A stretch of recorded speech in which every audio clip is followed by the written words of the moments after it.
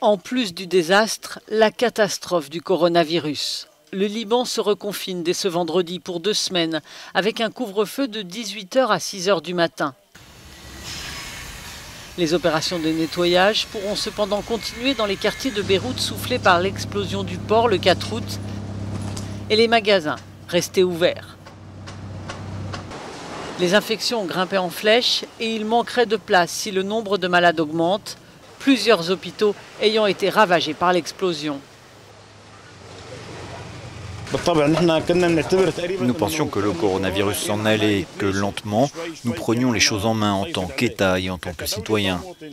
Mais après l'explosion, nous avons été surpris parce qu'on s'attendait à ce que le nombre de cas de coronavirus augmente, parce que tout le monde était contraint de se rassembler et en même temps, il n'y a pas beaucoup de sensibilisation en termes de masques et de désinfectants.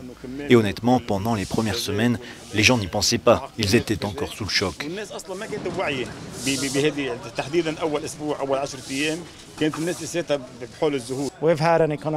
Nous avons une situation économique qui dure depuis 7-8 mois déjà. Nous avons eu le problème des banques, nous avons eu la dévaluation de la livre libanaise, nous avons eu le problème du dollar, nous avons eu beaucoup de choses qui se sont succédées, puis nous avons eu la grande explosion qui a fait perdre la vie à beaucoup de gens. Je veux dire que le pays est dévasté et tout cela se déroule avec le Covid. Avec 2 semaines de confinement, je comprends les problèmes de santé et tout ça, mais je ne suis pas sûr que ce pays puisse supporter d'autres confinements. Le haut-commissaire des Nations Unies pour les réfugiés en visite au Liban a promis une aide immédiate à plus de 100 000 personnes gravement touchées par l'explosion qui a fait 181 morts et 6 000 blessés.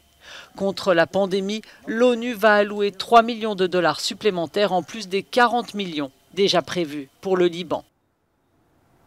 Je ne suis pas seulement là pour apporter des mots, mais aussi des gestes concrets de soutien au Liban. L'un de ces gestes concrets est la création et l'organisation de ce centre d'isolement.